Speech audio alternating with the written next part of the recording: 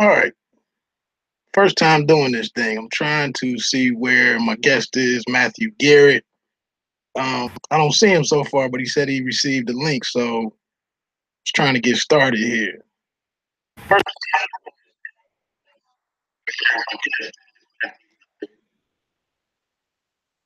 try one more time to see if I can send him this invite.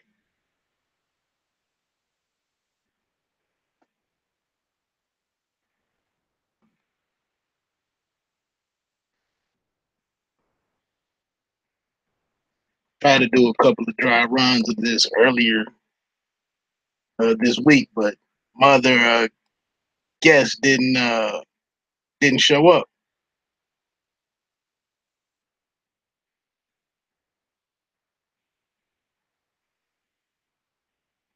So I was bringing Matt on to talk about his four down territory column that he posts weekly on goingfor2.com.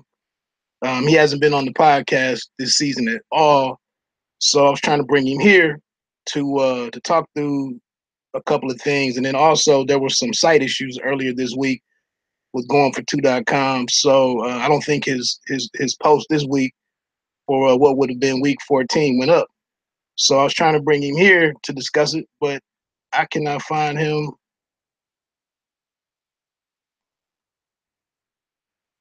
on the I'm not seeing where he is. Try one more thing.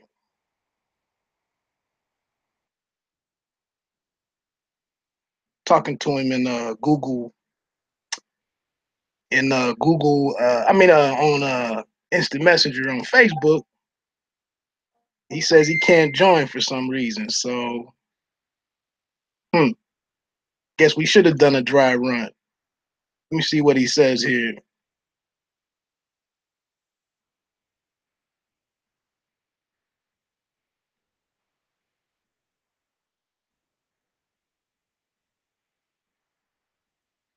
Might have to start over.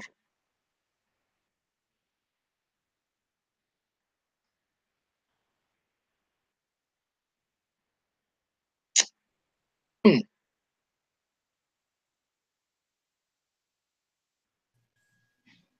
Let's see if I got his phone number. There we go. Oh, you on here? Well, I think we in here. All right, all right. I was like, this was a disaster. Trying to do a little a pre-run earlier this week with the guy actually that's from Philadelphia. It was going to be box related, but he wasn't on there. I mean, he wasn't available. So anyway, you're on the show now. So anybody that's checking out, it looks like it's a few viewers. That might just be me and you and YouTube or something. But anyway, we'll jump into it. I just kind of introduced. Last year you were a regular on the podcast, on the Pay Me No Mind podcast. We were covering your weekly four down territory column. Like after I think you post on Tuesdays, Yeah. typically after the Monday night to complete the full slate of games for the NFL. So this year I've been running around. I know you were trying some different things earlier in the year, but the column has been up there. Check it out. It's a quick. I wouldn't say it's a quick read. It varies in length week to week, but Matt just tries to take four issues. The gist of the column is he takes four issues with some sub issues in there sometimes, but he takes four issues from the NFL and just talks about them in a fresh way. It's not. I don't think you try to make it too serious, but you get your point across. I do my best. Yeah, it's very from link to link. I try to keep it short and sweet, but 500 words turn into 1,000 words before you know it. Right, right. So let's jump into it. Like I said, I just wanted to get you on. I was trying to do a podcast, but by the time we got there, the material really wouldn't be that fresh. I'm probably not doing another one until the end of this coming week. So I thought here would be you'll be a great guest for my first foray into live streaming. So I appreciate it. thanks. Um, I don't know who's gonna be on here, who's not. I would imagine I kind of threw it up a little late, so it's not a lot of viewers, but it's really not for that. It's just for me and you mainly. Um, So I didn't know if anybody was going to be here. So I thought if they were, we could jump into some current stuff. They're coming. They'll be here. Okay, well, we could jump into some current topics. Just, you only got 7 to 10 seconds to impress anybody nowadays. So let's jump into some fresh stuff. I'm seeing that Aaron Rodgers is on the field warming up. What do you think about his return? Yeah, what's your take on him returning to the game? I don't think Aaron is 100. Is he 100%? I've read something that he's not fully healed yet, is it? Like the collarbone isn't. Well, I don't think it really matters. I think Aaron Rodgers. I've always called him the greatest equalizer ever. I think the Packers have treaded water, and I mean, granted that they still have to pay. I think they have the Panthers today and the Vikings next week. I think that's what it is. Yeah, it's a tall order, but if anyone can put the Vikings the Packers in the playoffs, it's Aaron Rodgers. So I kind of hope it really isn't healed because the Packers that's the last team I feel like playing against in the playoffs is Aaron Rodgers right now.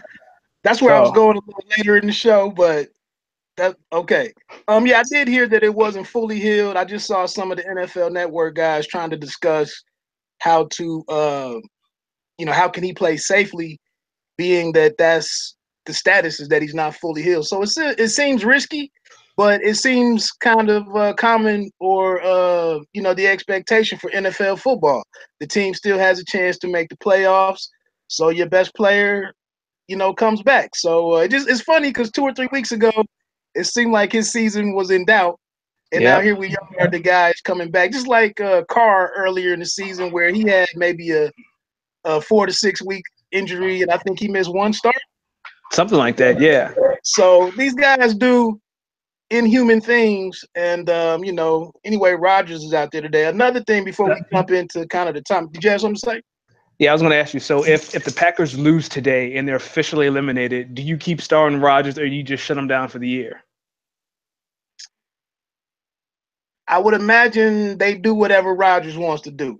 One thing I wonder about, I mean, it's just the NFL, and they really don't. I was mentioning this on another, the urban sports scene earlier this week, that the NFL really does not like rest guys. They don't sit guys. They don't shut guys down. If you're able to stand on the sideline and you can play, they pretty much suit you up and you play. True. I mean, and if you don't play them, I mean, you're doing some kind of you're shopping Brett Hundley, for potential trade or something. Okay, that makes sense. I just think it'd be wild if they're eliminated from the playoffs. Aaron Rodgers still plays with a semi-broken collarbone, and then it gets rebroken, and he has a whole offseason. He has to get surgery again. And has to rehab all over again. Still got fans that pay to see you, though. That's true. And that's the common denominator. Right. So I don't know. The second topic was, I see it was announced earlier that Marvin Lewis is moving on from Cincinnati after being there for 15 years. I don't know how big of a story that is nationally, because Cincinnati, has kind of been in the middle of the pack. I'm here in Ohio, so I'm sure it's going to be a big topic here. That relationship, you think it's time for both parties? I think it's hilarious. I think Marvin Lewis broke up with the Bengals before they could break up with him.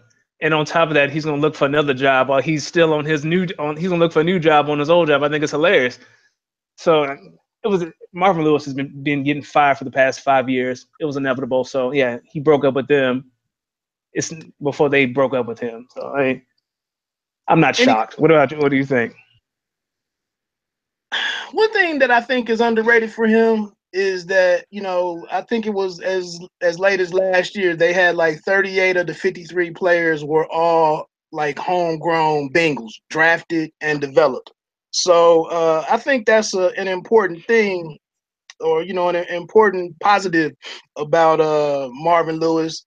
But inevitably, it all boils down to wins and losses and playoff wins, and that just hasn't happened in Cincinnati. So the players have been shuffled around. The coaching tree has kind of went out, with Gruden being in with Gruden being in DC, and Zimmer doing well in Minnesota. Hugh is fighting a good fight up there in Cleveland.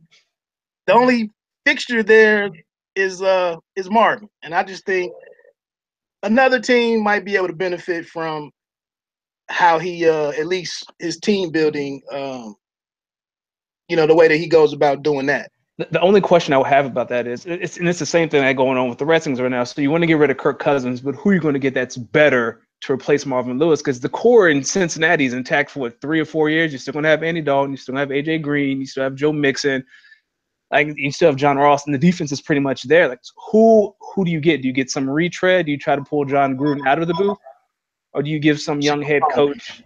No worries, no worries. You need to get that. No. Okay. Or do you give some young buck a chance with veteran players? Like, do you strike for Sean McVay? Is Lightning going to strike twice in the NFL twice? I mean, is it going to strike twice? And I doubt it. So the question for the Bengals is, where do you go from here? Like, what coordinator? I haven't even really heard of any hot coordinators that are up for jobs this year. Maybe Jim Schwartz. Like, do you go to Philadelphia and pull Jim Schwartz? But that's the only thing I have for the Bengals.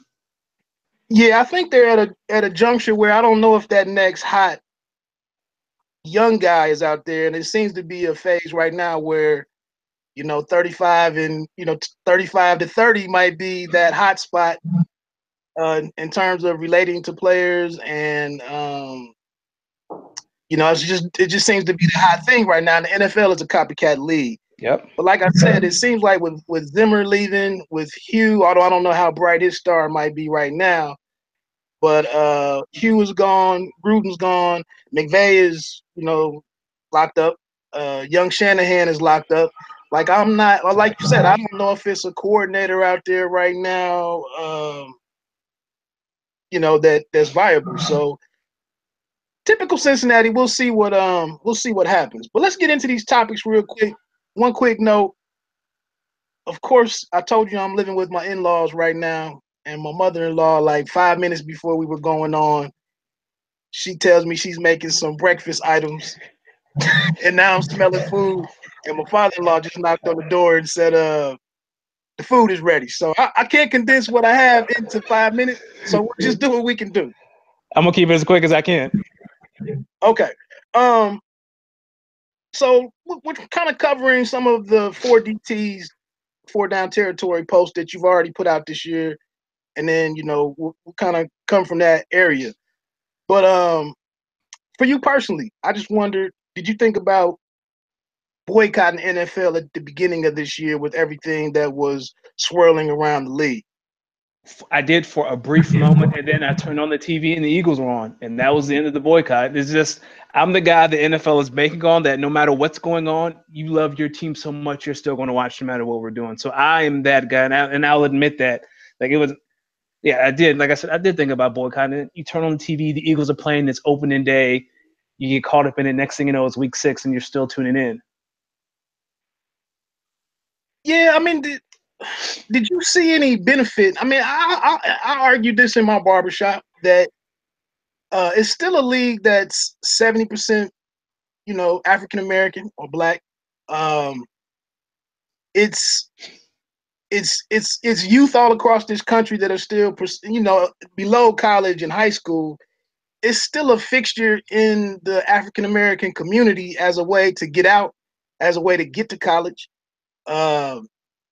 I feel like in a way, and the younger kids, they don't under the youth, they don't understand all of this stuff. So I feel like these guys have to go to work, and I just didn't see any payoff in not supporting the players by somehow impacting the ratings.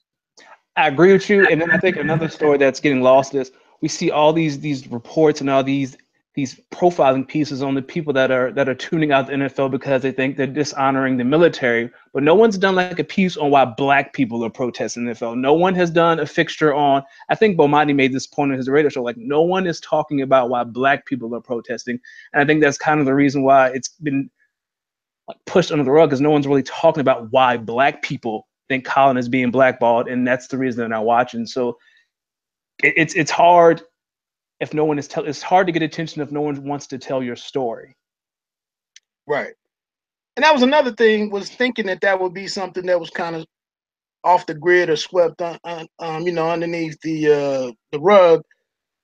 was the reason. Nobody wants to know the real reason why anybody does anything. They just look at what you do and people run with it and never put an ear to somebody else's, concerns or issues or whatever. So, And, and I mean, anyway, you can take that story to like a political realm. Like I don't want to talk about politics, but it seems like every week the New York Times is doing some profile piece on some Nazi sympathizer, but no one is talking to the people that these policies are actually affecting. So if you don't hear about it, then you think it doesn't exist. And the people with the power, they decide what stories get ran with and which ones don't, and they have their agenda, and some of it is bottom line driven and whatever. But moving on. So what's been your approach with dealing with NFL controversy? I mean, I don't know what your readership is. I don't know if readership is something that you worry about or monitor or you try to improve or anything, or if you're worried about who is reading it. So what's been your approach to that? That's where you control it. I mean, Jeff Lambert of GoingFor2.com, the editor and creator of that site, he pretty much gives us free reign on what we want to run with, kind of trusting in us that we don't do anything against his brand and what he's established with GoingFor2.com. So how have you handled dealing with some of the controversy, especially along the lines of the racial tension, related items? Well, two things. Like you said, first, it's Jeff giving us like putting that confidence in us that hey, you can be true to yourself and write whatever you want, and I'm not going to censor you, and I'm not going to tell you to tone it back. That plays a huge role in it. But for me, I just try to tell the story from the only point of view I know how, and that's from my eyes. Like, and that's the only thing I ask me. Like, is this true to yourself? Is this what you really think? And how does it look from your point of view? And that's what I just try to stick with. I don't try to go outside of my depth or outside of my realm. I just try to tell the story the only way I know how to tell the story. Yeah, I think you've done a pretty good job in delivering, the four topics each week and including some of that, not staying there too long. And then I think it was also very thoughtful in how you included the charitable or the recovery relief effort and donations and all of that. I thought that was a nice look. And I saw you've added week to week, you've added more external content, videos, tweets, different things that kind of support what you're talking about. So I saw that, progression in what you're doing with the 4DT. I appreciate it. So, man, you hit on something with Bomani and Stephen A. to a degree. I mean, we'll just sidetrack real quick. How do you think they do with their coverage of the NFL? I have to admit sometimes, man, that I'm only out there for 30 minutes on my lunch break. That's Stephen A.'s time slot, and I can admit, man, even as a black man, I could listen to him for 20. I can be on his show for 22 minutes, and he's stayed on the racial issue of the week, not really going anywhere with it, or definitely not solving it. But then I can go over to Cowherds on Fox Sports Radio, and I'm just hearing about the game for 30 minutes. Or so I don't want to censor those guys and tell them what they can and can't do, but every day, where are you with what they do? I really don't listen to Stephen A. anymore. Like I'll listen to Stephen A. when he's talking about insider coverage about the NBA because he's really plugged in on that. Like he's the one who predicted LeBron was going to Miami well before the decision. Like I would listen to that part. I think Bomani's the perfect medium. Bomani has a way of delivering things. He can talk to different crowds. He can say one sentence and three different crowds take it differently, like the subtleties and how he says it and his delivery. So I try to listen to the right time. I can't listen to it on the way home because we don't get it locally.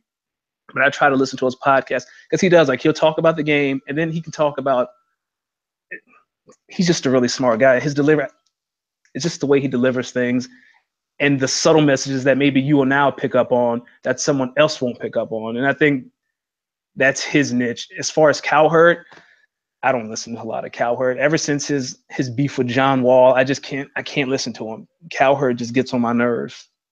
Okay. So let's finish out the rest of these topics, kind of more NFL specific. The last one I guess was, do you have a problem with Goodell's tenure as commissioner? And if so, what's the most glaring weakness in his leadership, in your opinion? Actually, I wrote an entire list of all of Rodgers' weaknesses right here. The Uh-oh. only thing Roger has done well is he's made the owners more money and he's made the league more popular. And for the owners, that's all they care about. In regards to his weaknesses, let's see, we have player safety. He keeps talking out both sides of his neck.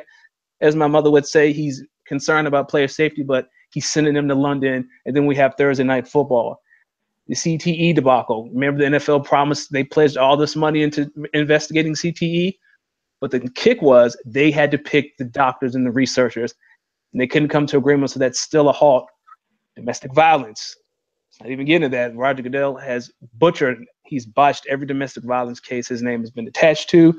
These protests, he let them get, I don't want to say he let them get out of hand. I think he had a window last year where everyone could have won and he missed it. So now we have everything that's going on now. Drugs, I think.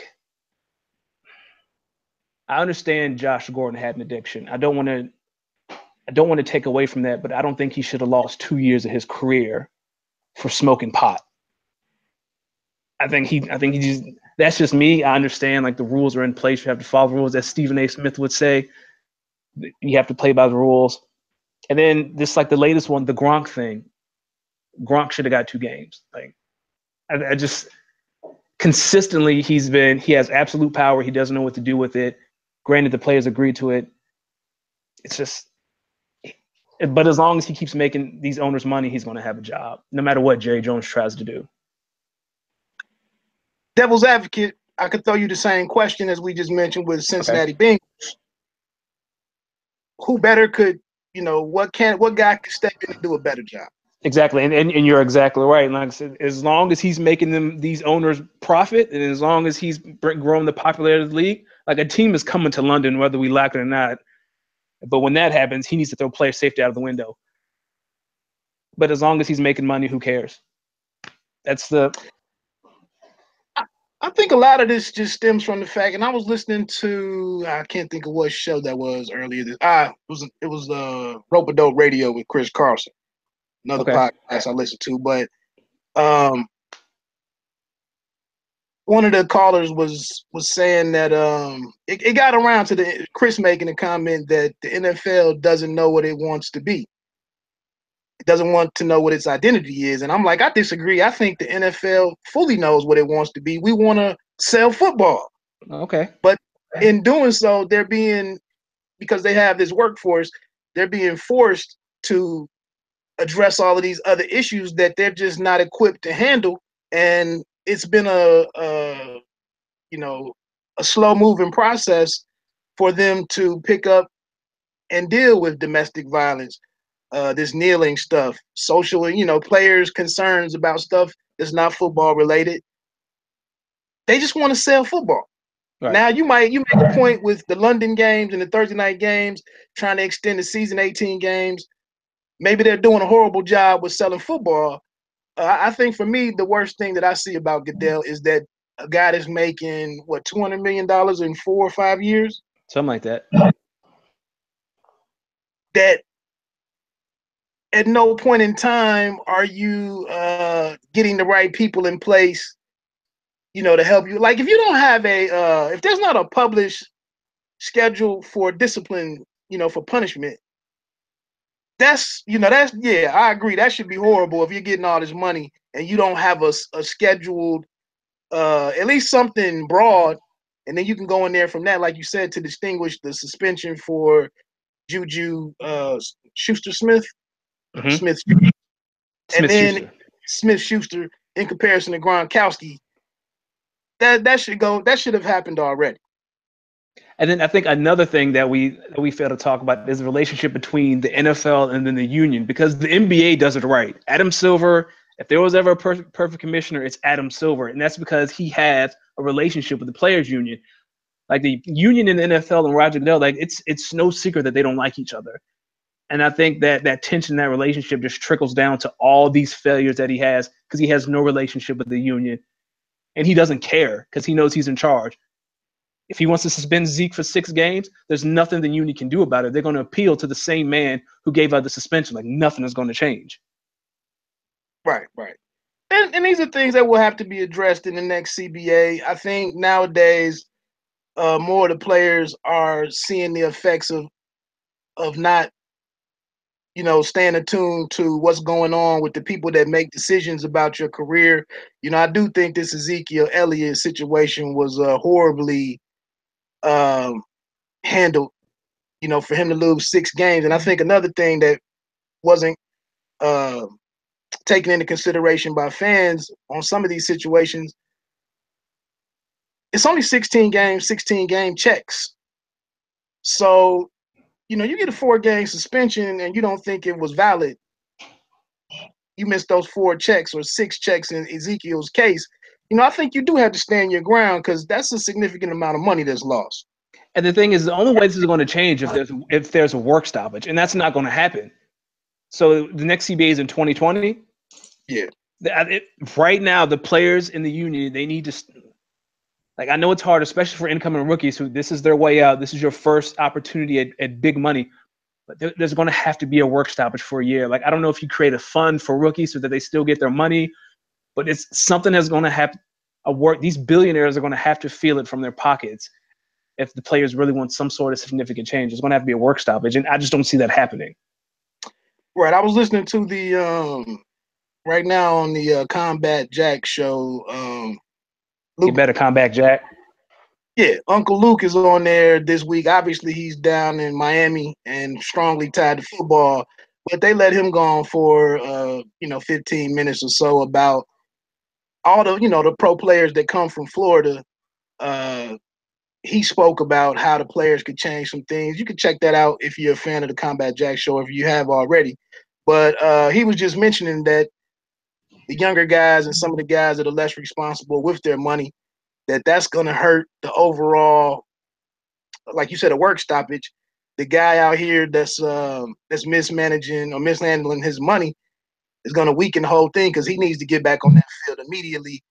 And I think some players might have learned that lesson the last go around when people folded a little quickly and more guys conceded quickly, and now we are where we are. And but like you said, what is it? I forget, the 1,100 players or something in the league or something like that. 50% of those guys are probably going to be upside down financially, in a number of areas. Before we move on, real quick, I can't remember the DB's name from the Lions. Oh, he's got a name, but he's a guy that's only living on like 30 or 35% of his earning. Grover or something, I want to say. I know. I don't remember the name, but I remember the story. Yeah, he's one of the guys that I would like to see take some leadership in helping some of these guys get prepared now for what they need to try to get done in 2020 if they would like to change things. Because a lot of players are lacking the financial education that it requires. Like 35%, like Marshawn Lynch is the same thing. I think Marshawn still has, like, how much money does he have left? I think he's still spending Buffalo Bills money. Right. Allegedly. Yeah, allegedly. Or something. So let's jump into these, man. Right now, who would be your top coaches below Belichick at this point? You sent me these notes, and I actually sat down and I created 4 tiers. So Belichick is in a tier by himself. And then in the second tier, I have Mike Tomlin, Andy Reid, Sean Payton just got his way back in, Pete Carroll, and Mike McCarthy. So, and then in the third tier, I have Ron Rivera and Jim Caldwell, and then everyone else falls in the fourth tier. And no one's catching Bill. Bill's in the league of his own. Bill's in the top tier by himself, and no one's getting close to him. Now, who was in your top tier beneath Bill? In the second tier, it's Mike Tomlin, Andy Reid, Sean Payton, Pete Carroll, and Mike McCarthy. Now, I was trying to lead you into something because I don't think enough credit is going to Peterson right now as one of the younger coaches in terms of his experience or time on the job. I was tempted to put Peterson in my third tier, but I need to see it one more year. Like, year one was good. Year one was 7-9, but Carson showed improvement. This year, Carson's an MVP candidate before he goes down. And the Eagles, if they win 2 more games, they're the number 1 seed. I want to see next year how Doug does when expectations are high. Because this year, the Eagles were projected to finish like 3rd or 4th in the division. So who cares? No one sees you coming. But next year, Carson healthy, I want to see how he handles this offseason because the Eagles are over the salary cap right now, and they still got a lot of players to pay. Do you cut Jason Peters? Do you trade Michael Kendricks? Do you cut Darren Sproles? How do you manage the salary cap in your rookies, the draft class? Like Doug needs next year's year for Doug for me. If Doug does well next year, we can bump him in the third tier. Or if he wins the Super Bowl this year with Nick Foles. Okay. Quick audible. The other kind of current topic that I wanted to get into, why I wanted to go with the live stream today versus just leaving you as a segment on the podcast next week. It's a huge game today, and with you having Tomlin up in that second tier, what impact do you think today's game could have on where we hold Tomlin as a head coach? For me, it's not so much about today. Today is important, but I think no matter what happens this season, I think the Patriots and the Steelers are going to be 1-2, and they have to be in the AFC playoffs, and that's when Tomlin is going to earn that check. Because this is supposed to be a rivalry, but it's not because the Patriots just win. So if the Patriots win tonight in Pittsburgh, I'm a little wary, but I still think Pittsburgh can go in. If Pittsburgh goes into New England and beats New England in the AFC title game, then we can start talking about Tomlin, maybe as an upper echelon, maybe flirting with Belichick's, because Tomlin, he has 2 rings, right? He has 2 Super Bowls, right? Or is it just the one? Damn, I think it's 2. I think it's two. Like then we can start talking about Tomlin because this is the game they lose. I think tonight I actually think Pittsburgh wins tonight, but I need to see Tomlin beat Belichick in an AFC title game with something major on the line. So you just said you're taking. I know Tom Brady doesn't lose twice in a row, but tonight I think that defense. I know they played better of late, but there's no answer for Le'Veon or Antonio. No one has found the answer yet, and I don't think the Patriots have the answer. Okay. All right, so moving on, and like I said, I'm kind of in a way creating the four down territory topics for you this week. But like I said, I don't. Your post didn't go up this week because of the incident with the site, right? Yeah, I didn't get a chance to rewrite it this week. I might just make a super edition of it. We'll see. Okay. So getting into another topic, could you have, as you are a Philly fan, I'm a Redskin guy, but you're an Eagles fan. Could you ever have imagined it being the QB position that upended this season that the Eagles have had? The only thing that surprised me is the way he tore his ACL. For me, it was a matter of if and not when Carson got hurt. Because Carson plays, I've said it since his rookie, he plays a little reckless. That's his strength and that's his downfall. Like he'll take chances that maybe Aaron Rodgers throws that ball away on that play.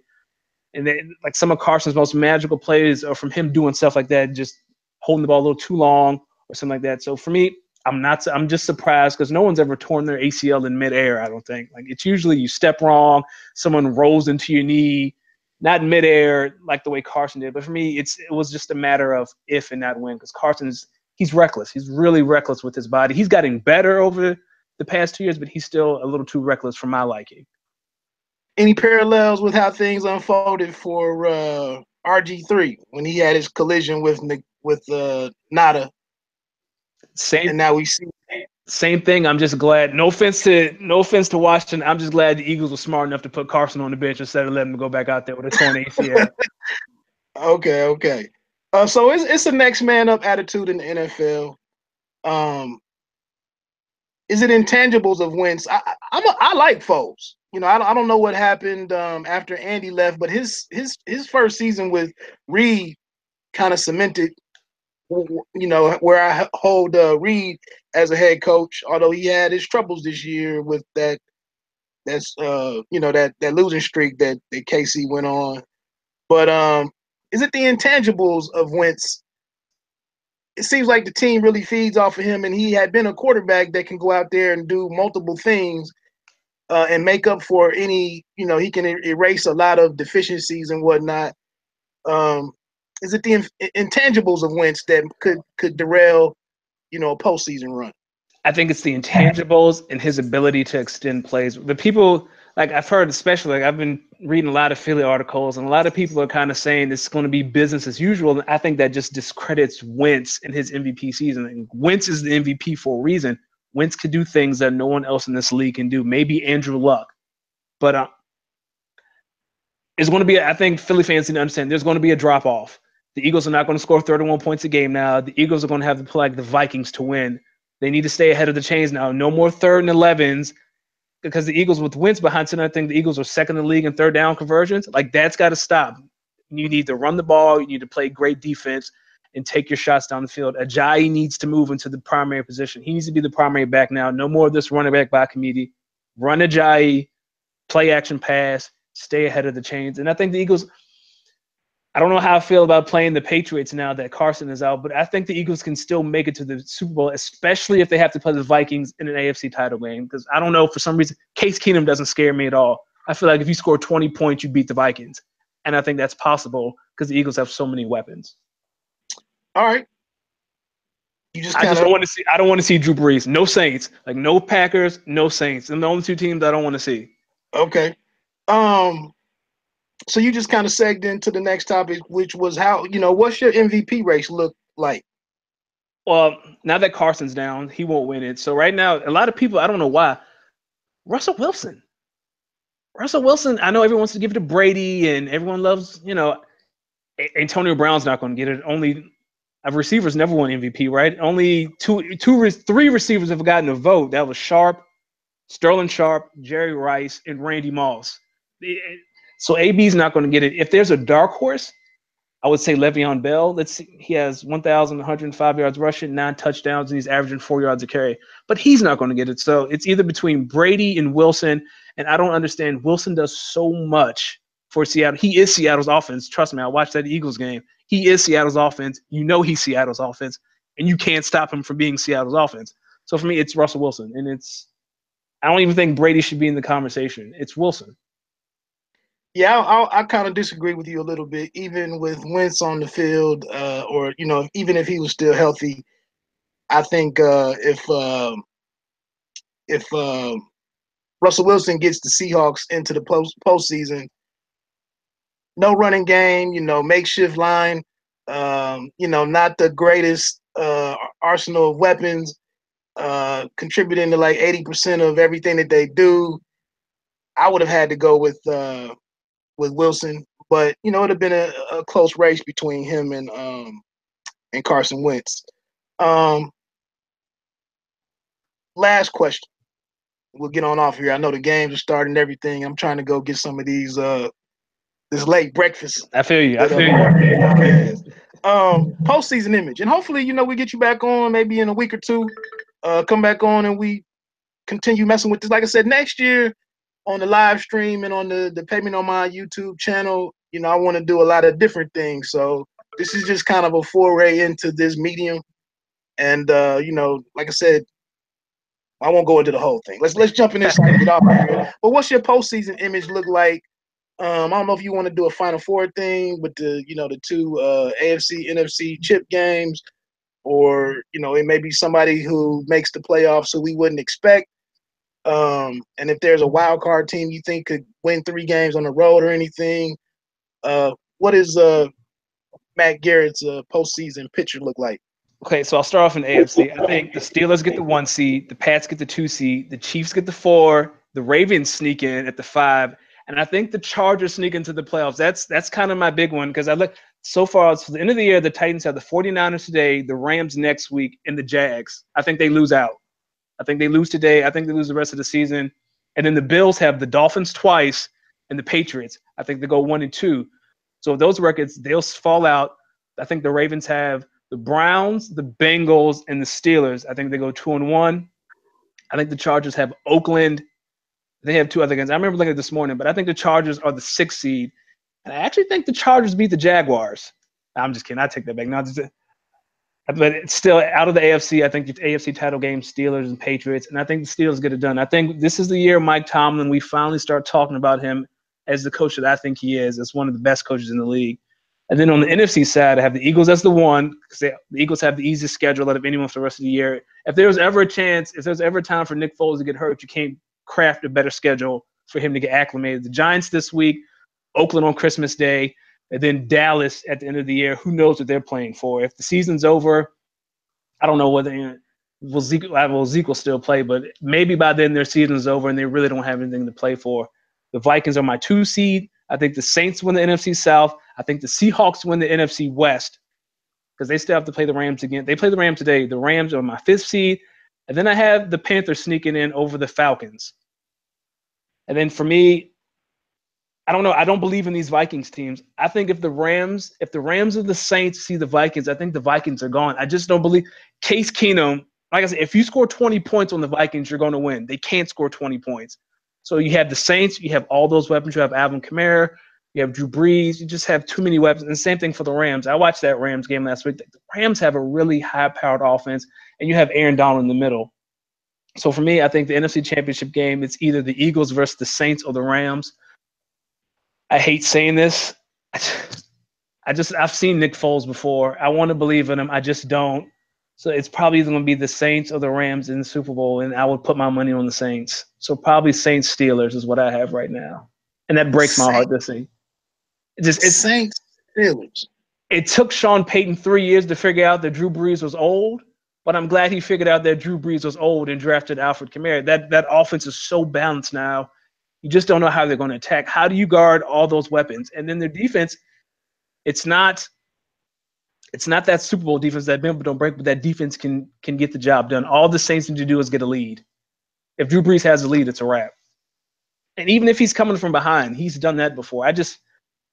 Elite quarterback play in the playoffs is what set teams apart. And right now, Cam and Drew Brees and Russell, they'll be the only three.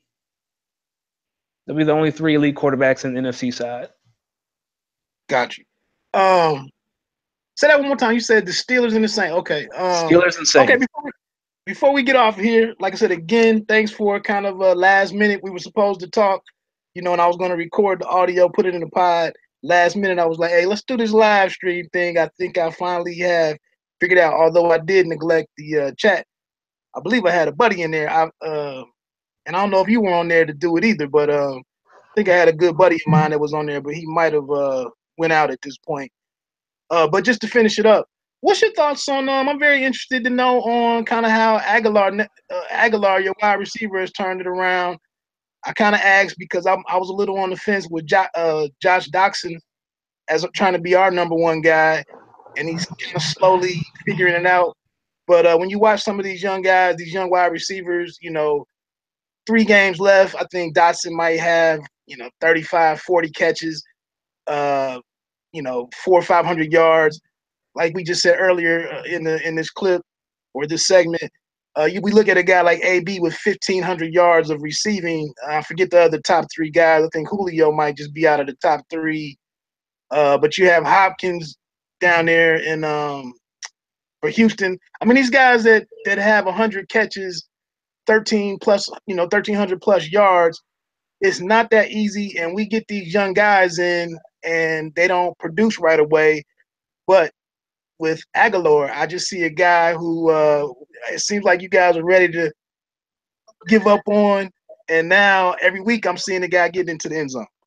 I think the main thing about these first round wide receivers is that when they come out and when they're drafted, the thing is, okay, that's the number 1. Like they don't have time, and that was Nelson's problem. Nelson came in, he was supposed to replace Jeremy Maclin. He's supposed to be the number 1. And the thing about being the number 1 is you're going to get the defense's top guy. So when last year Nelson got Josh Norman on him, you can't produce against Josh Norman. He got all the elite corners. Now he's in the slot. He's getting a nickel. And now he's like, and Alshon Jeffrey helps a lot. Because last year the Eagles had Jordan Matthews and Nelson Aguilar. That was it. Jordan was big, but he was kind of slow. He was in the slot. He really couldn't be a number 1. Nelson's not a number 1. He's a great slot guy. So I think the presence of Jeffrey and moving Nelson into the slot, I think that those were the 2 keys for Nelson to flourish into what he is. Now the only problem is you got to pay the guy next year. And the Eagles don't have any money. Eagles don't have any money to pay anybody anymore. So I think that's a story for next year. I think I'm going to enjoy this now, Nelson, and I think he's going to be a big blanket for Nick Foles because it's easier to throw a quick slant to Nelson and let him turn a field and turn a 5-yard catch to a 60-yard catch. So I think he's really And that might be Josh Dotson case. Maybe he goes into the slot next year. Maybe you guys sign a big free agent as a number one the same way. But for Nelson, the having in order for a number one receiver to work, you got to have credible options around it. Like Julio has Mohamed Sanu. Like I don't know. Will Fuller is down in Houston to complement DeAndre. I think that's also key. Like all you guys have is Josh Dotson, right? Like you really don't have. And you have Jordan Reed, but he's hurt all the time, so it's like not. That's where I was going. That's where I was going. Reed hasn't been that guy to pull more people into the middle to let Josh do stuff outside. But then I look at this kid and not to just derail your point, but this kid in for the Jets. I can't even remember his name. Anderson. Yeah. I see his first, second year. I think it's his first. I think he's a rookie. I mean, but there are always exceptions to the rules. Like there's always Julio. There's always Julio Jones. Right. Like, Julio's been top dog since day one, and it doesn't matter who he's against. So I mean, there's always exceptions to the rule, but for the most part, I think these receivers who are drafted in the first round, fans get it in their mind, okay, you're number one, and that might not be the case. Okay. Hey, well, look, man. Again, I think I appreciate you coming on today. Like I said, and being my first guest on the live stream side.